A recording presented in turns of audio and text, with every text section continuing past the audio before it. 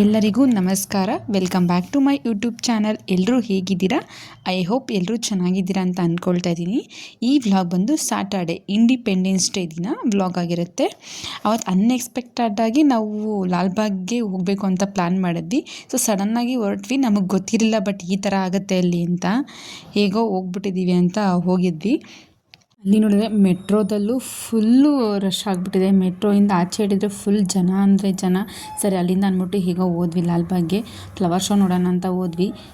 ಆಚೆ ಮಾತ್ರ ನೋಡಿದ್ವಿ ಗ್ಲಾಸ್ ಹೌಸ್ಗೆ ಹೋಗೋಣ ಅಂದ್ಕೊಂಡ್ವಿ. ಬಟ್ ಅಲ್ಲಿ ತುಂಬ ಸಿಕ್ಕಾಪಟ್ಟೆ ಜನ ಇದ್ದರು, ಮಕ್ಕಳು ಬೇರೆ ಇದ್ವು ಅಂದ್ಬಿಟ್ಟು ಯಾಕೆ ಬೇಡ ಅಂದ್ಬಿಟ್ಟು ಆಚೆ ಮಾತ್ರ ನೋಡಿಕೊಂಡು ಸಿಂಪಲಾಗಿ ಬಂದುಬಿಟ್ವಿ. ಹಾಗೆ ಚಿಕ್ಕಪೇಟೆಗೆ ಹೋಗಿ ಅಮ್ಮಗೆ ಬಟ್ಟೆ ತೊಗೊಂಬರೋಣ ಅಂತ ಪ್ಲ್ಯಾನ್ ಮಾಡ್ಕೊಂಡ್ವಿ. ಈಗ ಅಲ್ಲೆಲ್ಲ ನೋಡ್ಕೊಂಡ್ವಿ. ಲಾಲ್ಬಾಗಲ್ಲಿ ಸಿಂಪಲ್ಲಾಗಿ ಎಷ್ಟಾಗುತ್ತೋ ಅಷ್ಟು ಸಿಂಪಲ್ಲಾಗೆಲ್ಲ ನೋಡ್ಕೊಂಬಿಟ್ಟು ಸೊ ಅದೇ ಫ್ಲವರ್ ಶೋ ಒಳಗಡೆ ಹೋಗೋಕ್ಕಾಗಿಲ್ಲ. ಆಚೆ ಇರೋದನ್ನೇ ನೀಟಾಗಿ ನೋಡ್ಕೊಂಬಿಟ್ಟು ಅಷ್ಟು ಫೋಟೋಸ್ ಎಲ್ಲ ತೆಕ್ಕೊಂಡ್ಬಿಟ್ಟು ಆರಾಮಾಗಿ ಬಂದ್ವಿ. ಇನ್ನೇನು ಮಾಡೋದು, ಸಿಕ್ಕಾಪಟ್ಟೆ ಜನ ಇದ್ದರು. ಅಲ್ಲಿ ಅಗ್ನಿ ಬಿಗ್ ಬಾಸ್ ಅಗ್ನಿ ಪರೀಕ್ಷೆ ನಡೀತಿದ್ದಿಲ್ಲ, ಅದನ್ನು ಸಹ ಅಲ್ಲಿ ಹಾಕಿದ್ರು. ಬಟ್ ಆ ಸೈಡೆಲ್ಲ ಹೋಗೋಕ್ಕಾಗಿಲ್ಲ, ಜನ ಇದ್ದರು ಅಂತ. ಇಷ್ಟನ್ನು ಮಾತ್ರ ನೋಡ್ಕೊಂಡು ಸಿಂಪಲಾಗಿ ಬಂದುಬಿಟ್ವಿ. ಸೊ ಇದನ್ನೆಲ್ಲ ಮುಗಿಸ್ಕೊಂಬರೋಷ್ಟೊತ್ತಿಗೆ ಮನೆಯಲ್ಲಿ ಸಂಜೆ ಆಗ್ಬಿಡ್ತು. 7 o'clock. ಏನಪ್ಪ ಮಾಡೋದು ಅಡುಗೆ ನಮಗೆ ನೆನೆದು ದೋಸೆ ಇಟ್ಟಿತ್ತು. ಅದಕ್ಕೆ ಸಿಂಪಲಾಗಿ ಟೊಮೊಟೊ ಚಟ್ನಿ ಮತ್ತು ಪಡ್ಡು ಮಾಡ್ಕೊಂಬಿಡೋಣ ಅಂತ ಪ್ಲ್ಯಾನ್ ಮಾಡಿದೆ.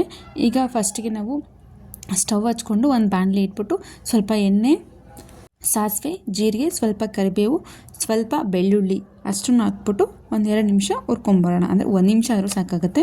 ಹುರ್ಕೊಂಬಿಟ್ಟು ನೀಟಾಗಿ ನಂತರ ಈರುಳ್ಳಿ ಕಟ್ ಮಾಡ್ಕೋಬೇಕಾಗತ್ತೆ. ಈರುಳ್ಳಿ, ಟೊಮೆಟೊ ಎಲ್ಲನೂ ಕಟ್ ಮಾಡಿ ಮುಂಚೆನೇ ಎಲ್ಲ ಇಟ್ಕೊಂಡ್ಬಿಟ್ಟಿದೆ.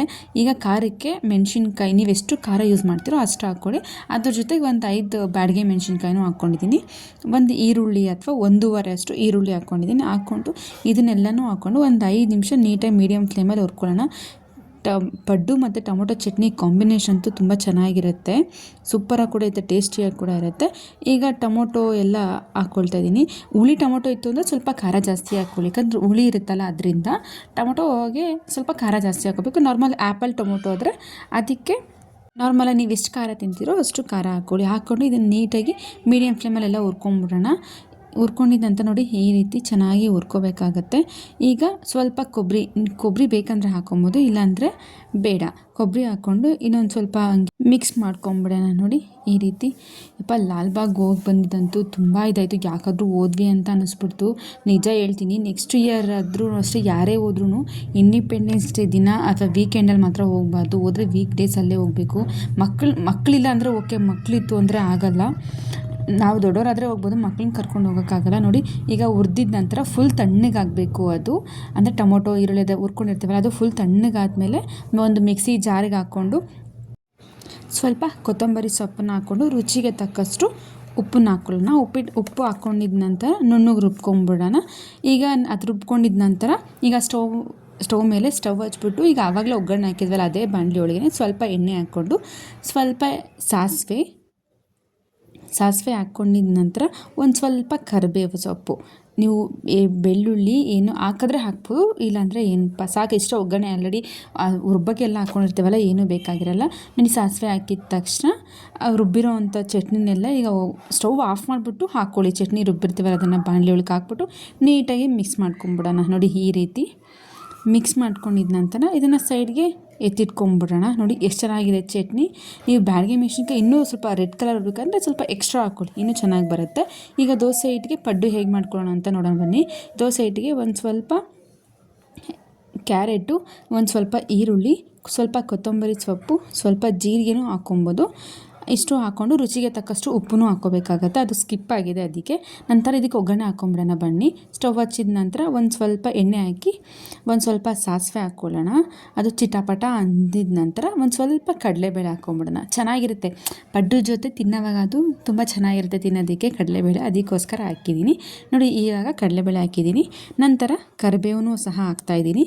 ಕರಿಬೇವು ಹಾಕಿದ ನಂತರ ನೀಟಾಗಿ 1 ನಿಮಿಷ ಸುಮ್ಮನೆ ಥರ ಮಿಕ್ಸ್ ಮಾಡ್ಕೊಂಬಿಡ, ಸ್ವಲ್ಪ ಕೆಂಪಗಾಗಲಿ ಅಷ್ಟಕ್ಕೆ ಮಿಕ್ಸ್ ಮಾಡ್ಕೊಂಬಿಡ. ನೋಡಿ ಈ ರೀತಿ ಮಿಕ್ಸ್ ಮಾಡಿದ ನಂತರ ದೋಸೆ ಬ್ಯಾಟರ್ ಇರ್ತವ, ಕ್ಯಾರೆಟು, ಈರುಳ್ಳಿ ಎಲ್ಲ ಹಾಕಿರೋದನ್ನೆಲ್ಲ ಅದಕ್ಕೆಲ್ಲ ಹಾಕ್ಕೊಂಬಿಟ್ಟು ಮಿಕ್ಸ್ ಮಾಡ್ಕೊಂಬಿಡ್ಬೇಕಾಗತ್ತೆ ನೀಟಾಗಿ ಚೌಟಿಂದ. ನೋಡಿ ಈಗ ಹಾಕ್ಕೊಂಬಿಟ್ಟಿದ ನಂತರ ನೀಟಾಗಿ ಮಿಕ್ಸ್ ಮಾಡ್ಕೊಂಬಿಡೋಣ ಚೌಟಿಂದ.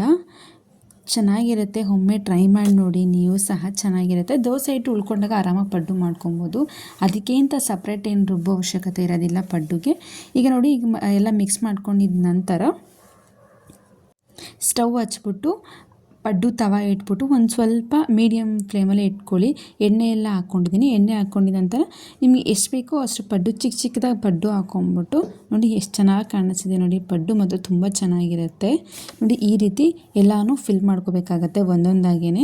ಹೀಗೆ ಫಿಲ್ ಮಾಡ್ಕೊತಾ ಇದ್ದೀವಿ. ಹಾಗೆ ವರಮಹಾಲಕ್ಷ್ಮಿಗೆ, ಅಮ್ಮುಗೆ ಅಂದರೆ ನನ್ನ ಮಗಳಿಗೆ, ಅವಳ ಅಮ್ಮು ಅಂತ ಕರಿತೀವಿ ಪ್ರೀತಿಯಿಂದ. ಹಾಗೆ ಲಾಲ್ಬಾಗ್ ಮುಗಿಸ್ಕೊಂಡಿದ ನಂತರ ಹಾಗೆ ಚಿಕ್ಕಪೇಟೆಗೆ ಹೋಗಿ ಅಮ್ಮಗೆ ವರಮಹಾಲಕ್ಷ್ಮಿ ಹಬ್ಬಕ್ಕೆ ಬಟ್ಟೆ ತೊಗೊಳ್ಳೋಣ ಅಂತ ಹಾಗೆ ಹೋಗಿದ್ವಿ. ಅದು ಲಾಸ್ಟಲ್ಲಿ ನೋಡಿಸ್ತೀನಿ ಡ್ರೆಸ್ ಹೇಗಿದೆ ಅಂತ. ಈಗ ನೋಡಿ ಚೆನ್ನಾಗಿ ಪಡ್ಡು ಎಲ್ಲ ಬೆಂದಿದೆ. ಅದನ್ನೆಲ್ಲ ನೀಟಾಗಿ ಗೋಲ್ಡನ್ ಬ್ರೌನ್ ಬರೋವರೆಗೂ ನೀಟಾಗಿ ಮೀಡಿಯಮ್ ಫ್ಲೇಮಲ್ಲಿ ಇಟ್ಕೊಳ್ಳೋಣ. ಈಗ ಒಂದೊಂದಾಗಿ ಎಲ್ಲನೂ ತಿರುಗಿಸ್ಕೊಳ್ತಾ ಇದ್ದೀನಿ. ಇದೇ ರೀತಿ ನಾನು ಸ್ಪೂನಿಂದ ಇದು ಮಾಡ್ಕೊಳ್ತಾ ಇದ್ದೀನಿ. ನೀವು ಅದಕ್ಕೆ ಸಪ್ರೇಟ್ ಕಡ್ಡಿ ಬರುತ್ತಲ್ವ, ನೀವು ಅದರಿಂದ ಬೇಕಾದರೂ ಇದು ಮಾಡ್ಕೊಬೋದು. ಇದು ತವ ಏನಾಗಿದೆ ತೆಳ್ಳಿ ಇದೆ, ಅದರಿಂದ ಅದು ಸ್ವಲ್ಪ ಬೇಗ ಇದಾಗುತ್ತೆ ಅಂತ ನಾನು ಬೇಗ ತೆರವಾಗ್ತಾ ಇದ್ದೀನಿ. ದಪ್ಪ ತವ ಇದ್ದರೆ ಅದು ತುಂಬ ಚೆನ್ನಾಗಿರುತ್ತೆ ಪಡ್ಡು, ಅದು ಸ್ವಲ್ಪನೂ ಸಿಯೋದಿಲ್ಲ, ನೀಟಾಗಿ ಬೇಯುತ್ತೆ.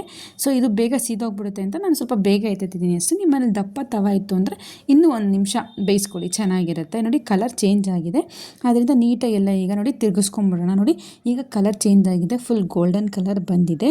ಪಡ್ಡು ಚೆನ್ನಾಗಿದೆ ನೋಡಿ. ಈಗ ಎಲ್ಲನೂ ಒಂದು ಸರ್ವ್ ಮಾಡ್ಕೊಂಬಿಡೋಣ, ಒಂದು ಬೌಲ್ ಅಥವಾ ಒಂದು ಪ್ಲೇಟ್ಗೆ ಎಲ್ಲನೂ ನೋಡಿ ಈ ರೀತಿ ಬಂದಿತ್ತು ಚಟ್ನಿ ಮತ್ತು ಪಡ್ಡು. ಆಗ ಎಲ್ಲ ಆರಾಮಾಗಿ ಒನ್ ಟೈಮ್ಗಲ್ವ ನೈಟ್ ಹೇಗೋ ಆಯಿತು ಅಂತ ತಿನ್ಕೊಂಡು ನೋಡಿ. ತುಂಬ ಚೆನ್ನಾಗಿತ್ತು, ಟೇಸ್ಟಿಯಾಗಿ ಕೂಡ ಇತ್ತು. ಪಡ್ಡು ಮತ್ತು ಟೊಮೊಟೊ ಚಟ್ನಿ ಕಾಂಬಿನೇಷನ್ ಸೂಪರಾಗೈತೆ. ಈ ಟೊಮೊಟೊ ಚಟ್ನಿ ಬಿಸಿ ಬಿಸಿ ಅನ್ನಕ್ಕೂ ಸಹ ತುಪ್ಪ ಹಾಕ್ಕೊಂಡು ತಿನ್ಬೋದು, ಅಷ್ಟು ಚೆನ್ನಾಗಿರುತ್ತೆ ನೋಡಿ. ಇದೇ ಅಮ್ಮು ಡ್ರೆಸ್ಸು, ನನಗಂತೂ ತುಂಬ ಅವಳು ಇದು ಕಲ್ಲರು ಅವಳೇ ಇಷ್ಟಪಟ್ಟು ತೊಗೊಂಡು, ನಾವು ಬೇಡ ಅಂತ ಕ್ಯಾನ್ಸಲ್ ಮಾಡಿದ್ವಿ. ಇಲ್ಲ ನಮ್ಮ ನಂಗೆ ಅದೇ ಬೇಕು ಅಂದ್ಬಿಟ್ಟು ಅವಳೇ ಇಷ್ಟಪಟ್ಟು ತೊಗೊಂಡ್ಲು. ಹಬ್ಬಕ್ಕೆ ಹಾಕ್ತೀವಿ, ಆಗ ತೋರಿಸ್ತೀನಿ ಹೇಗೆ ಕಾಣಿಸ್ತಿದೆ ಅಂತ ನೋಡೋಣ.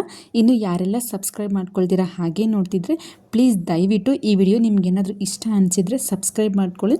ಹಾಗೆ ನಿಮ್ಮ ಫ್ಯಾಮಿಲಿ ಆ್ಯಂಡ್ ಫ್ರೆಂಡ್ಸ್ಗೆಲ್ಲ ಶೇರ್ ಮಾಡಿ. ಈ ವಿಡಿಯೋ ನಿಮಗೆ ಇಷ್ಟ ಆಗಿದ್ದರೆ ಲೈಕ್ ಮಾಡಿ, ಒಂದು ಕಮೆಂಟ್ ಮಾಡಿ. Thank you.